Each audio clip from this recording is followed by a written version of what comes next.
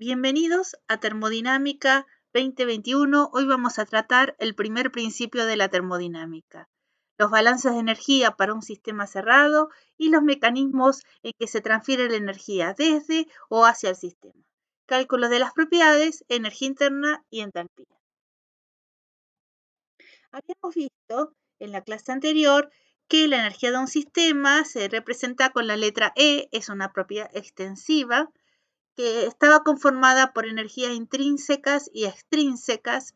Intrínsecas es la energía interna y extrínsecas están relacionadas con la posición o el estado de referencia. Sí, no podemos conocer la energía total de un sistema, pero sí se puede conocer los cambios de energía que un sistema experimenta un proceso. Por lo tanto, el cambio de energía es un cambio de energía interna, un cambio de energía cinética y un cambio de energía potencial. Calor y trabajo, que son energías que las podemos ver atravesar las fronteras de los sistemas, no son funciones de estado, depende del camino y por lo tanto le vamos a poner esta notación de diferencial que es diferente a una propiedad, porque cuando lo integramos es directamente calor y trabajo. Por definición, el primer principio se llama principio de conservación de la energía. En un sistema aislado no se crea ni se destruye energía y solo se pueden ocurrir transformaciones de una forma de energía a otra. Aquí vemos un sistema, el medio, los intercambios energéticos entre el sistema y el medio, y si elegimos tomar ambos, tenemos un sistema aislado. Entonces decimos que el cambio de energía de un sistema aislado es igual a cero, o sea, la energía que tenemos al principio y al finalizar es exactamente igual. Eso significa que se conserva la energía. La energía de un sistema aislado es constante. Ahora bien, si bien la energía de un sistema aislado es constante, la calidad de la energía no es constante. Esto lo vemos cuando nosotros tenemos una acción de deterioro, vamos viendo que los procesos hacen que la calidad de la energía no sea la misma. Yo cuando tengo electricidad tengo alta, una capacidad de realizar trabajo con esa electricidad, pero una vez que la uso la disipo en forma de calor y no la puedo aprovechar. Aquí les dejo una canción, si ustedes quieren buscar, que de tan importante es el principio de conservación de la energía que hasta canciones le han formulado.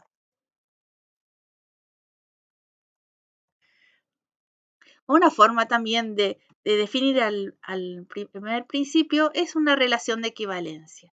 Tenemos un ciclo, en este ciclo tenemos 4 estados y 4 procesos. Pasamos de 1 a 2, de 2 a 3, de 3 a 4 y de 4 a 1.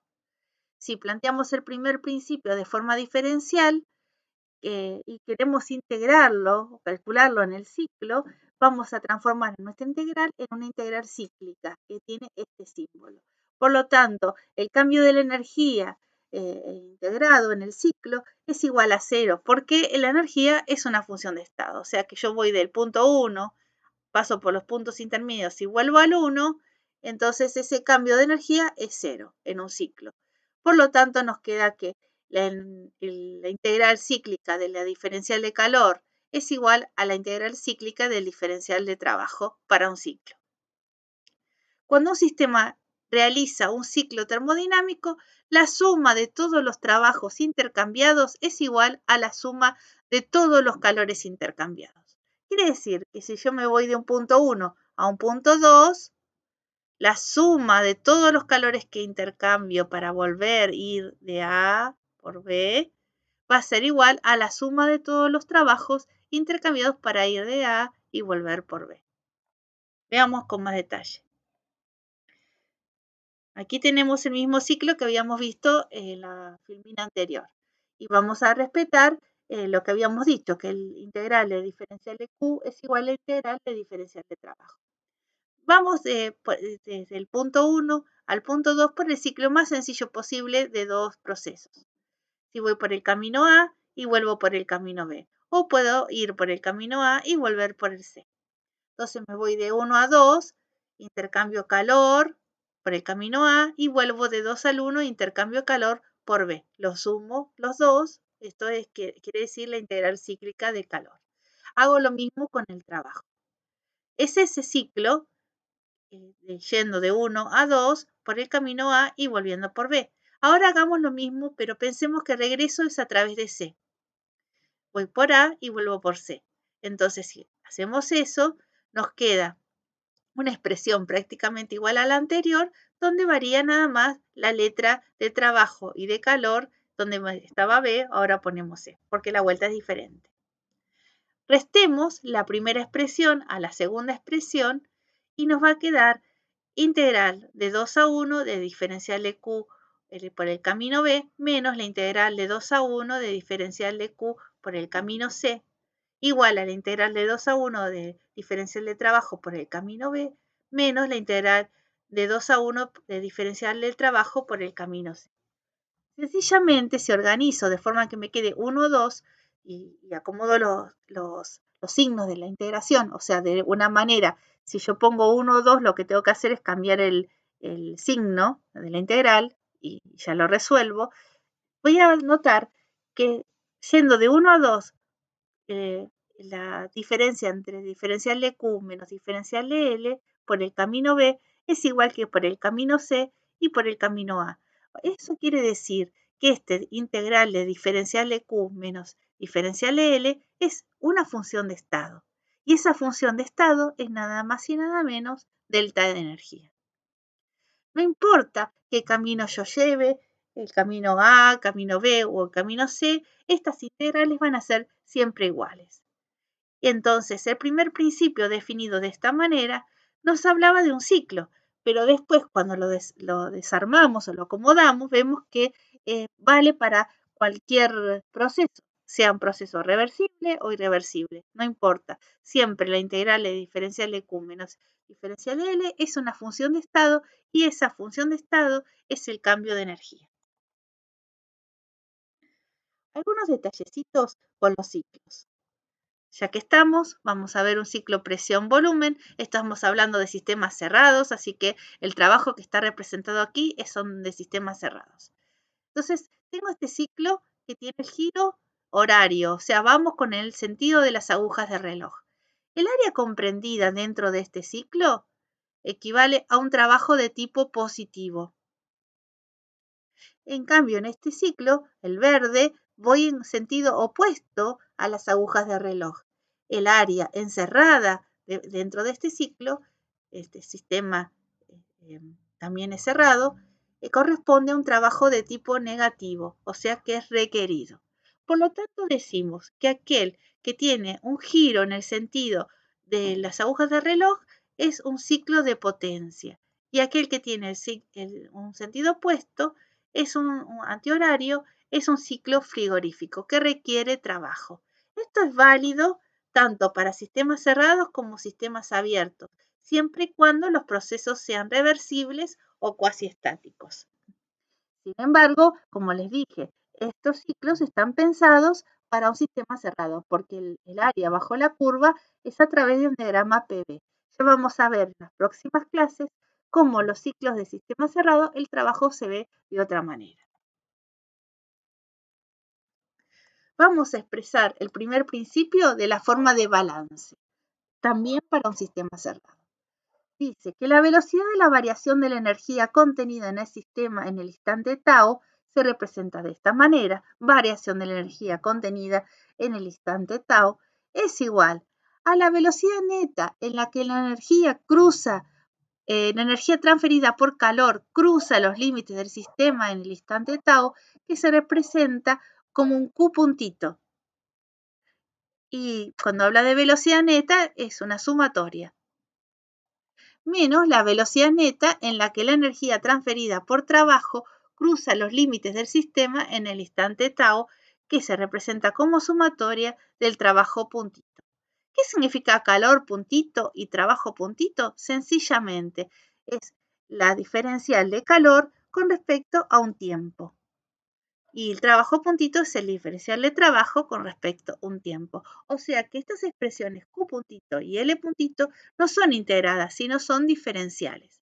Si analizamos en un tiempo determinado tau, yo le utilizo la letra tau para diferenciarlas con el tiempo, la temperatura que nosotros usamos la T minúscula cuando nos referimos a grados Celsius.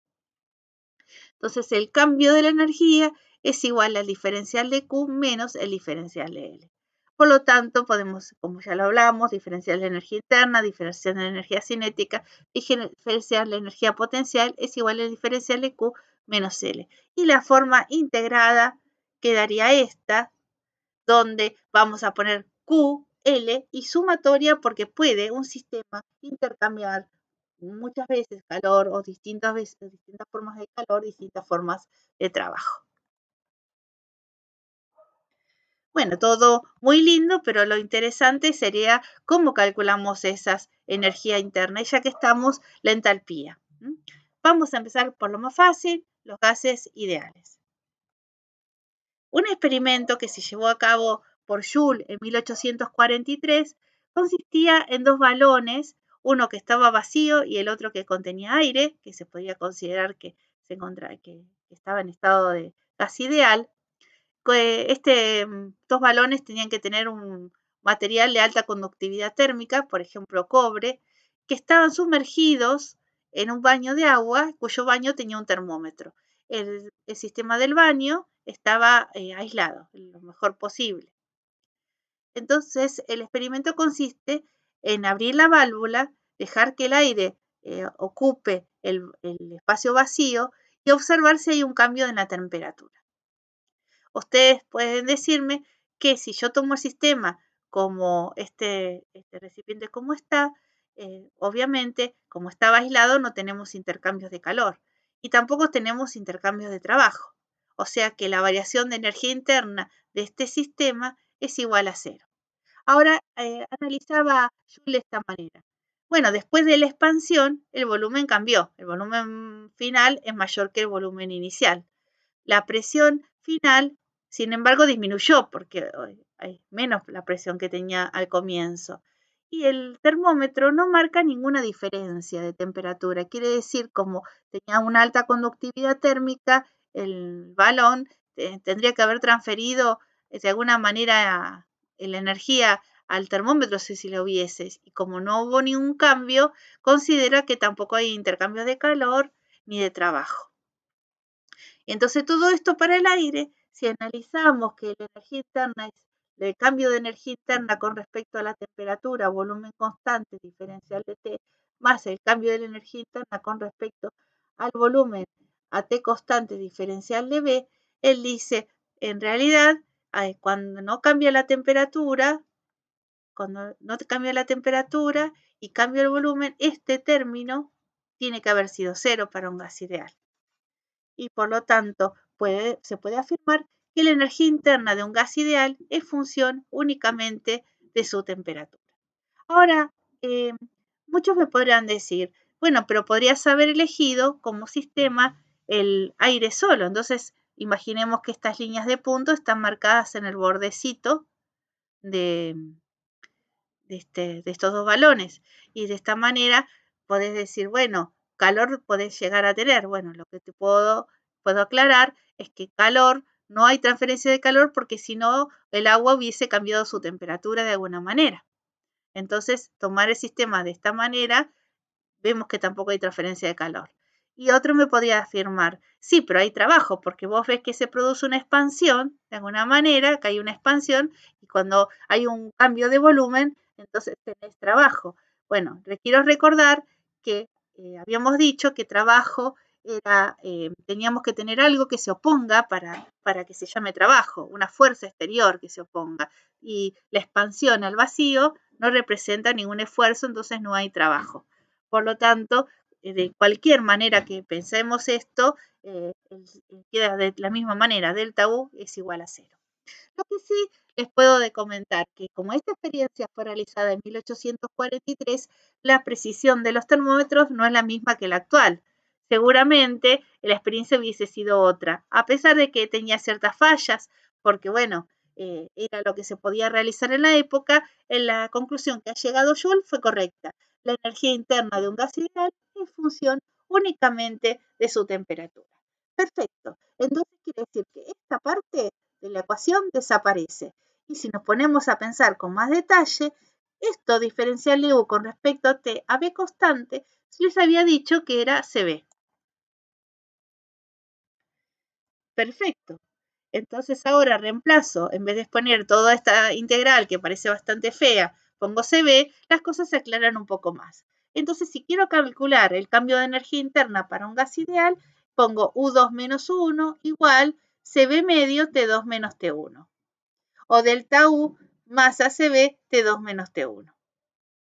Ahora, si el CB depende de la temperatura, tendré que integrarlo, ¿no? Y tendré una expresión matemática que integrar. Y recordando, si yo quiero tener el delta U como propiedad extensiva, tengo que multiplicarlo por la masa. Muchas veces es como que ya lo tenemos bastante claro, que por las veces que lo repetimos, calor a volumen constante en un sistema cerrado no es otra cosa que delta U. Así que si el volumen es constante. Pues eso es una manera de acordarse que aquí va CB. ¿Qué pasa con la entalpía? Bueno, recordando que la entalpía la podemos, es U más PV, la podemos expresar en función de, por ejemplo, dos parámetros, temperatura y presión, de la misma manera que habíamos visto antes con la energía interna, diferencial de H con respecto a la temperatura, P constante, diferencial de T, más derivada de parcial de H con respecto a la presión, AT constante, diferencial de P. Y voy a plantearlo de esta manera. ¿Recuerdan este cilindro pistón clásico donde la presión se mantenía constante? Y acá les demostré con detalle que esa diferencia de entalpía es calor a presión constante. Bueno, ¿por qué no hacemos ese experimento? Y entonces trabajamos a presión constante. De manera de trabajar a presión constante, esto se va a eliminar y nos queda que el cambio de entalpía va a ser Cp T diferencial de T. Ya sé, me van a decir, bueno, pero esto tenés que demostrarlo. Esperen un poquito más, conozcamos un poquito más de termodinámica y ya para finalizar la cursada esto lo vamos a tener muchísimo más claro. Bueno, entonces el cambio de entalpía es igual Cp medio T2 menos T1. Y si quiero conocerlo en forma extensiva, tendría que multiplicarlo por la masa. De la misma manera, si depende de la temperatura, va a tener que integrarse en una función matemática. Bien, entonces acá hay que recordar claramente esto. Diferencial de U es igual a CB diferencial de T. Diferencial de H es igual a Cp diferencial de T para un gas ideal. Acá tenemos nuestro cuadro que dice análisis de transformaciones reversibles o cuasi estáticas de gases perfectos. La diferencia entre los gases perfectos y los gases ideales es que los gases perfectos tienen el calor específico constante. Entonces, miren ustedes, cuando digo variación de energía interna, no importa qué tipo de transformación lleve a cabo, siempre el cambio de energía interna va a ser CB delta T, CB delta T. El único caso es en la isotérmica justamente porque la temperatura es igual, no cambia. Ahora, en la variación de entalpía, Cp delta T, en todos los casos. Y esto es fundamental y hay que tenerlo bien claro. No importa qué proceso yo lleve a cabo, siempre delta U es Cb delta T y delta H Cp delta T. Está bueno relacionar Cp y Cb, ¿no? Porque estamos viendo que para un gas ideal, delta H, Cp delta T,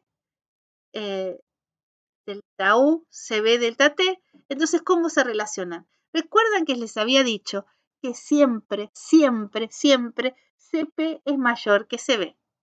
Bueno, vamos a demostrarlo. Eso se llama regla de Mayer, lo que quiero contarles ahora. H es igual a U más Pb. ¿Qué les parece si lo diferenciamos? Diferencial de H es igual a diferencial de U más diferencial de ¿quién? De Pb. Ahora, para un gas ideal, Pb es igual a RT. Diferenciamos Pb y nos queda igual diferencial de RT. Por lo tanto, miren ustedes, R es una constante, puede salir fuera de la diferencial. Y nos queda que diferencial de Pb es igual a R diferencial de T. Lo reemplazo en esta ecuación, cada uno por lo que corresponde. de diferencial de H, Cp diferencial de T. Diferencial de U, Cb diferencial de T. Y diferencial de Pb, R diferencial de T. Se eliminan todos los diferenciales de T y nos queda la regla de Mayer. El Cp molar es igual al Cb molar más el R universal. Y el Cp expresado por kilogramo es igual al Cb expresado por kilogramo más el R particular. Es una buena táctica o sea, yo no necesito conocer Cp y Cb, con solo uno de ellos me alcanza. Necesito solamente el peso molecular o el R universal. ¿Cómo calculo las propiedades U y H cuando tengo vapores? Muy fácil, muy fácil. Me voy a la tabla y U es igual a U' más X, que es el título, U2' menos U'. Recuerden que yo llamo U' a la propiedad energía interna del líquido saturado y U2' a la propiedad energía interna del vapor saturado. Y si estamos en la tabla de líquido comprimido o vapor sobrecalentado, es más fácil porque tengo un único valor. Recordamos, que ya lo expliqué en otros videos anteriores, que para el agua, fundamentalmente, que es la tabla que más se utiliza, se considera la referencia del agua el punto triple, o sea, la temperatura 0,01 para el estado de título igual a 0, o sea, líquido saturado, decimos que la energía interna vale 0. Y a partir de ahí salen los valores que nosotros leemos de tabla. ¿Qué pasa con los líquidos y los sólidos? Bueno, los líquidos, si tenemos tabla, lo leemos de ahí. Entonces, se puede hacer. Y los sólidos también, pero bueno, muchas veces no hay tablas para líquidos y para sólidos. Vamos a contar algunos chismes de la tabla para resolverlo mucho más fácil. Si yo conozco el calor específico, por ejemplo el del agua, 4,18 kJ kilogramo Kelvin, solamente tengo que multiplicar por la temperatura ese valor y ya saco el valor de energía interna. Por ejemplo, si a 90 grados lo multiplico por 4,18, me da 376,2 kJ sobre kilogramo. Y entonces acá me fijo en las tablas, miren, a 90 grados, 376,8. Y cambia la presión, 78 bares, hice 374,86. Por eso les digo, es muy fácil hacer esta cuenta, es sencilla, rápida, no tengo que ir a tabla y a presiones mayores a 200 bares, la diferencia puede ser considerada. Si la presión es baja, hacemos más baja que 200, hacemos esta cuenta C por T para el agua, es facilísimo. Otro detallecito. Si yo dibujo un diagrama TV, aquí tengo quiero calcular la energía interna a 180 grados para 15 megapascales. Estoy líquido comprimido. Voy a decir que ese valor va a ser igual, aproximadamente igual a la energía interna del líquido saturado a la misma temperatura, o sea, a 180. Veamos si es cierto. Entonces, me voy a líquido comprimido.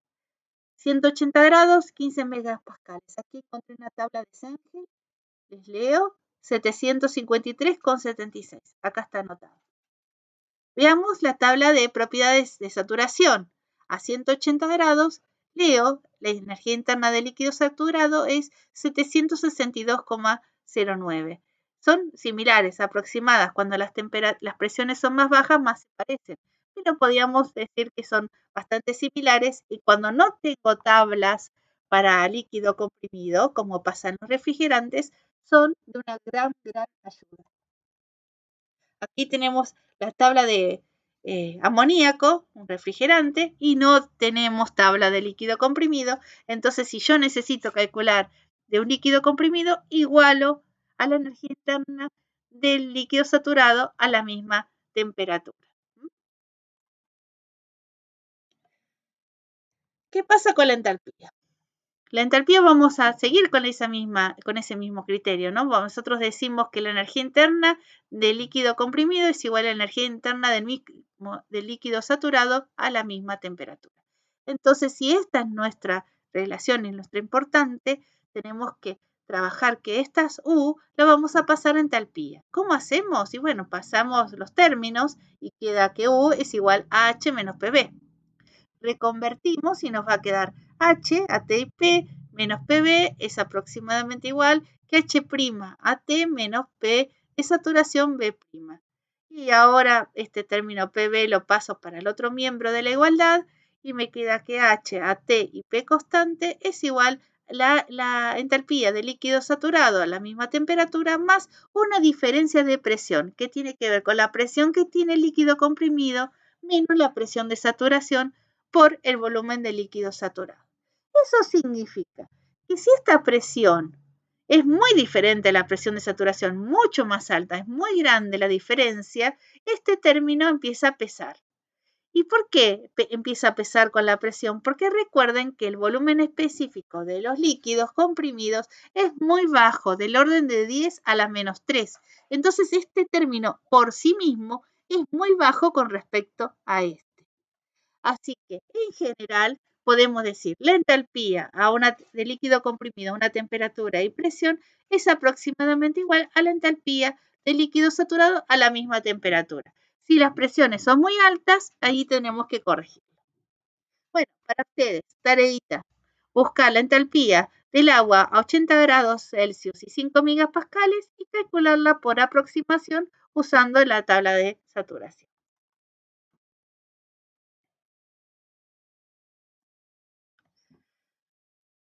Sigamos con los líquidos. Bueno, en los líquidos la entalpía tampoco tiene sus vueltas para los cálculos porque muchas veces los fluidos son incompresibles y no siempre se puede hacer una analogía similar a la que hacíamos con la energía interna, que la ecuación era mucho más sencilla. Bueno, otra de las maneras, diferenciamos H igual a U más PB. Diferencial de H igual a diferencial de U más P, diferencial de B, más B, diferencial de P. Si el líquido es incompresible, entonces el volumen es constante, este término desaparece. Y entonces nos queda dos posibilidades. La posibilidad que el término B diferencial de P sea importante o no. Si el término B diferencial de P no es importante, o sea que el cambio de presión es cero del fluido de un estado al otro, queda que diferencial de H es C diferencial de T, igual que la energía interna. Ahora, si la energía interna era función de la temperatura y no cambiaba la temperatura, entonces la entalpía, el cambio de entalpía de un fluido es igual a B diferencial de P. Por lo tanto, cuidado. Si conozco el calor específico, la entalpía no es tan directo como la energía interna, como habíamos visto. Diferencial de H es C diferencial de T más B diferencial de P. ¿Sí? Con esto nos conformamos y estamos muy seguros que no nos vamos a equivocar nunca. Y no nos vamos a olvidar un término importante en el caso de un líquido, cuando queremos aproximar. Para los sólidos, por suerte, no tenemos ese problema con el cambio de presión y cambio de volumen, y ahora sí, diferencial de H es igual a C medio diferencial de T.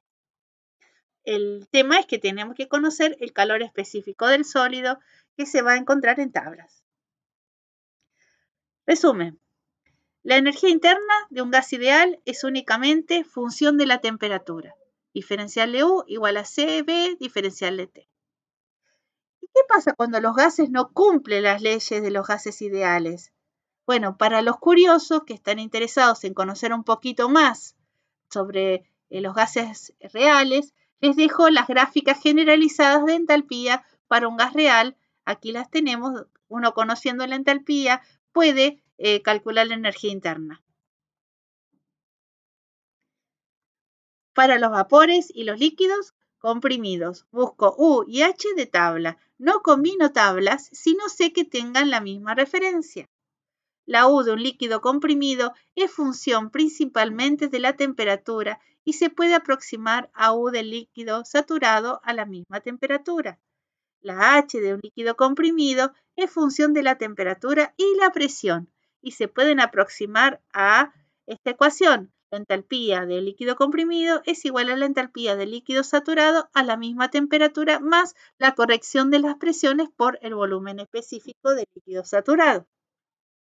La energía interna y la entalpía de un sólido es únicamente función de su temperatura.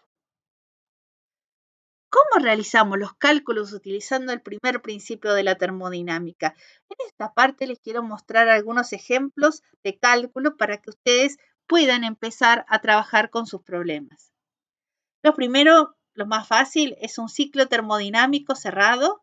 Aquí se ve en un diagrama PV, 3 estados, 1, 2 y 3 procesos, uno a temperatura constante, isotérmico, uno a presión constante, isobárico, y uno a volumen constante, a P por B a la K constante, que es adiabático. Recordemos entonces que algunos datos nos están dando y nos preguntan en este problema que analicemos calor, trabajo y delta U. Bueno, vamos a tener que buscar en tablas las propiedades del aire, que es el fluido de trabajo, Cp, Cv, el K, que es Cp sobre Cv, que es el exponente de la diabática, en este caso es 1,4, el peso molecular. Todos estos datos los saqué de tablas. Bueno, en primer lugar, también me faltaría completar el volumen específico, que no lo conoce, está desconocido, así que ese es nuestro primer paso. Bueno, entonces aquí les muestro cómo sacar. En el primer estado, en el 1, tenemos la presión y la temperatura. Por lo tanto, el volumen específico directamente con la ley de los gases ideales se puede calcular. Está anotado el valor. Luego del estado 1 al estado 2 tenemos una expresión a temperatura constante. La ley de Boyle-Mariotte, presión 1 por el volumen específico 1 es igual a presión 2 por el volumen específico 2.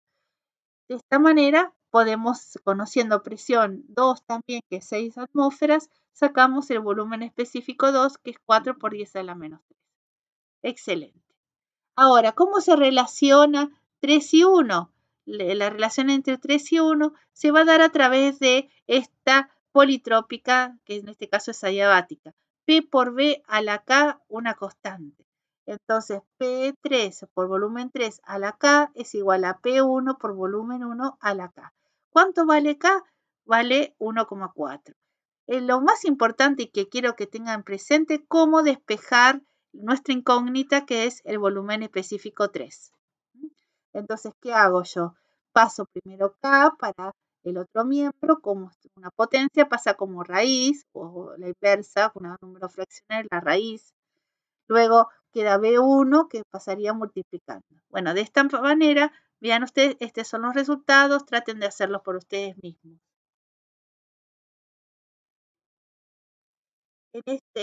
En este paso vamos a calcular delta U, Q y L para cada uno de los procesos. Acá tenemos nuestro super machete que nos ayuda a interpretar y hacerlo más rápido. De todas maneras, ya sabemos que el proceso 1, 2, que es isotérmico, delta U vale 0.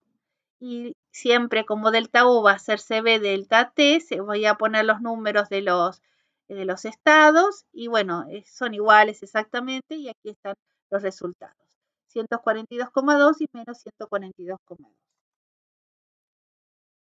Seguimos en este paso, vamos a calcular trabajo. El calor lo dejamos para lo último, siempre va a ser así. El trabajo de 1 a 2 es a temperatura constante. Entonces en la isoterma tengo unas cuantas expresiones para el trabajo, elegí una de ellas, reemplazo y las unidades me van a dar joule sobre mol. Para poder sumarla junto con la energía interna, voy a tener que convertirla a kilojoule por kilo. Entonces, ¿qué hago? Pongo un mol 29 gramos y me queda menos 151 joule sobre gramo y lo convierto a kilojoule sobre kilogramo, que es el resultado que puse acá. Es negativo y obviamente porque se ha comprimido. Así debe ser. Pasamos al que sigue. El que sigue es la isobara. La isobara es fácil porque en este caso es a presión constante. PB2 menos B1, en este caso B3 menos B2, va a ser positivo porque se produce una expansión. Elegí la de abajo porque tenía los datos más seguros y entonces Acá debería haber puesto 3 y 1 en vez de 2 y 1, 3 y 2. Bueno, aquí están los resultados. También hice la conversión, es 57 kilojoules sobre kilo, ahí está el resultado. El que sigue es la diabática. Tengo muchas formas de sacarlo, pero como ya sé que es adiabático, claramente 3,1 vale 0 y entonces es el mismo valor que delta U con el signo opuesto. Entonces, me ahorro de hacer cuentas. Si no, utilizaba la ecuación que está acá, la primera de todas, y da el mismo resultado, obviamente. Entonces, ahora llega el momento de Q. ¿Cómo calculo Q? Fácilmente, rápidamente. Lo que hago es decir, si delta U es igual a Q menos L, Q es delta U más L. Entonces, aplicando esa pequeña ecuación, completo todos los lugares correspondientes. Ahora, si me hubiese gustado buscar calor intercambiado en el supermachete y hubiese anotado y sacado, hubiera dado el mismo resultado, pero no tenía sentido si ya habíamos aplicado las ecuaciones. Volverlas a aplicar no tenía sentido, era más fácil hacer la resta y se terminó. Bien, en este caso vemos que si sumamos todo se tiene que cumplir el enunciado que habíamos hablado, ¿no? Que en un ciclo la suma de todos los calores es igual a la suma de todos los trabajos. Bueno, vemos que el resultado de calor es 48,2 y de trabajo es el mismo, 48,2. Es positivo y es lo que yo espero porque les había hablado que cuando el ciclo gira como las agujas de reloj, el resultado es positivo. ¿Cómo calculo el trabajo si el proceso no es reversible o cuasi estático? Bueno, cuando yo tengo un gas encerrado, un gas, un líquido, lo que sea, encerrado en un cilindro pistón y tiene una presión mayor que la presión exterior, cuando saque esta traba, lo que va a hacer, la presión empieza a oscilar hasta alcanzar el equilibrio con el pistón y la atmósfera, ¿no? Con la presión final. Esto hace que nuestro trabajo obviamente ya no sea más cuasi estático, es un trabajo de tipo irreversible.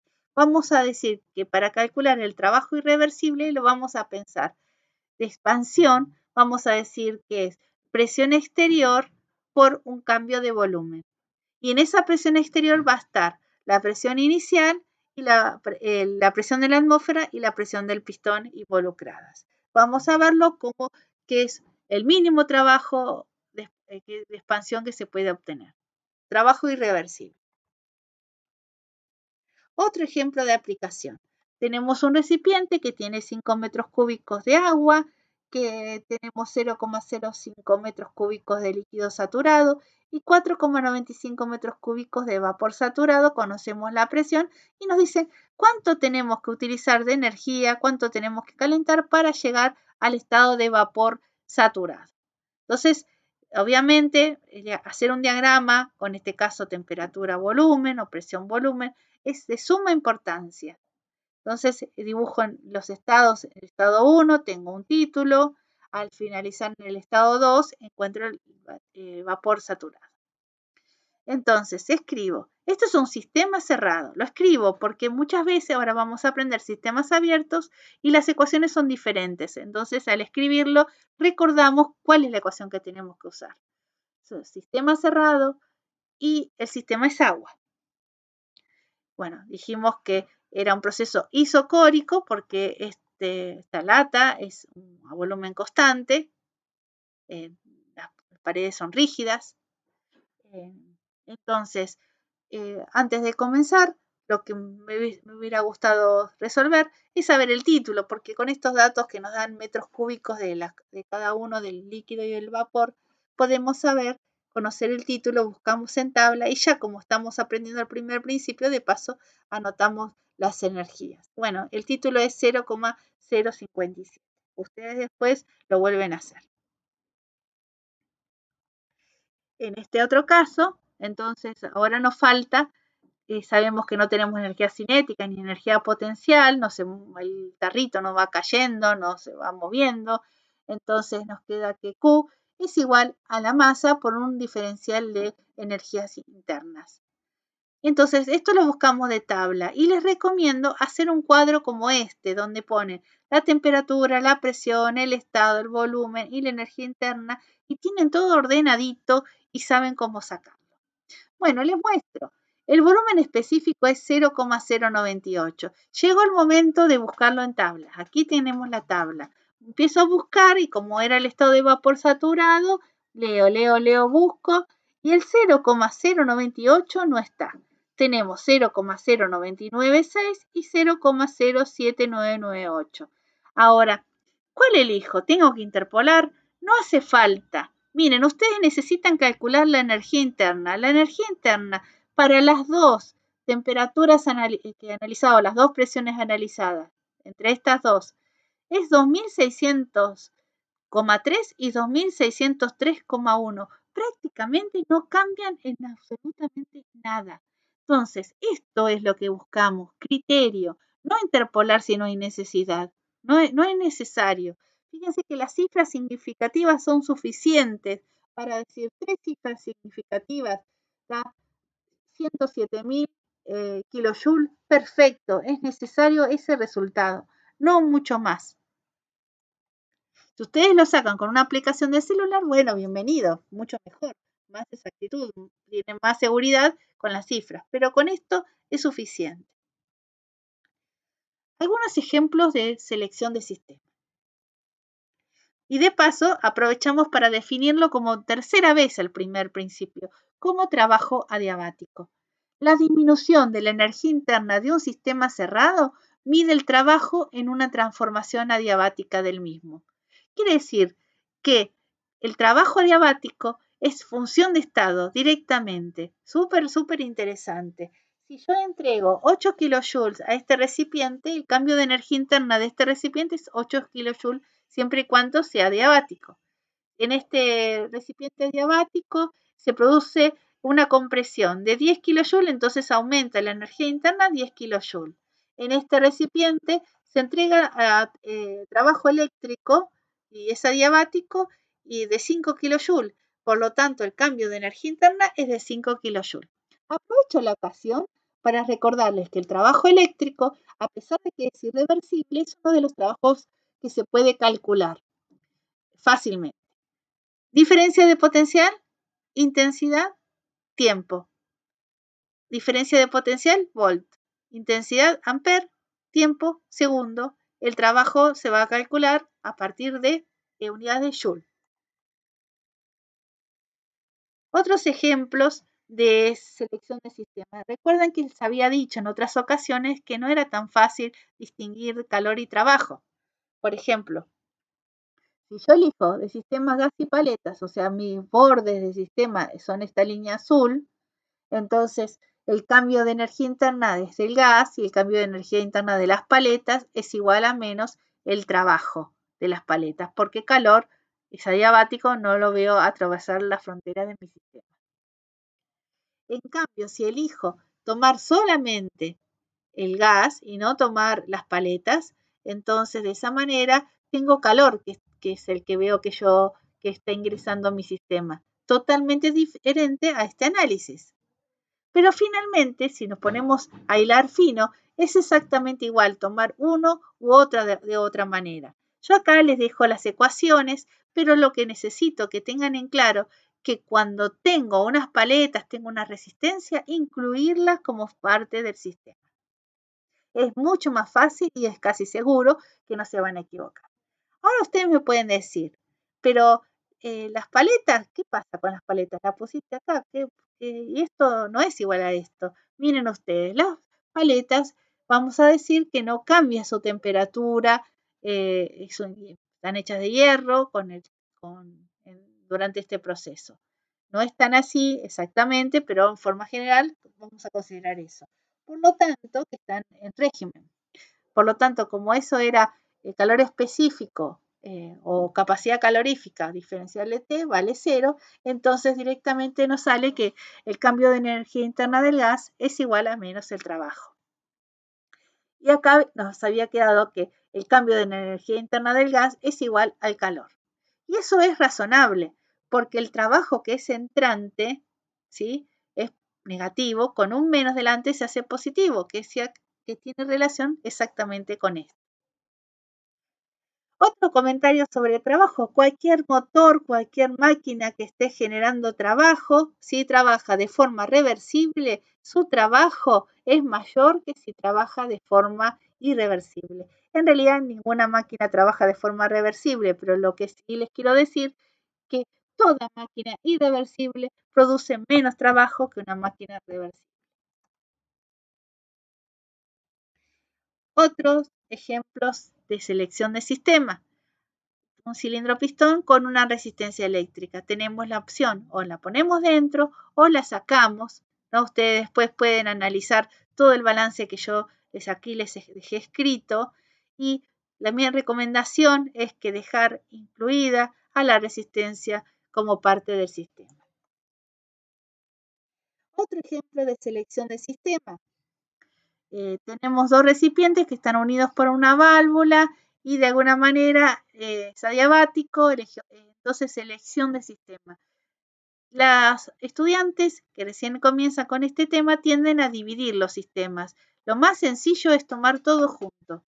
Entonces, como no tenemos trabajo porque en la frontera de nuestro sistema no hay ninguna expansión ni compresión, ni nada, ni paletas, ni nada, ni agitadores, y también es adiabático, delta U vale 0, de forma tal que U final menos U inicial vale 0. ¿Y qué les parece si voy a poner U final como masa de nitrógeno, U final de nitrógeno, más masa de oxígeno, U final del oxígeno?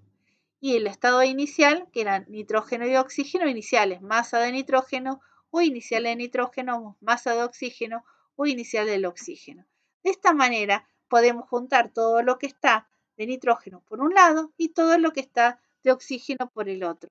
Y nos queda una expresión fácil, sencilla, rápida de calcular: masa de nitrógeno, CB de nitrógeno, T final menos T inicial de nitrógeno más masa del oxígeno, CB del oxígeno, T final del oxígeno menos T inicial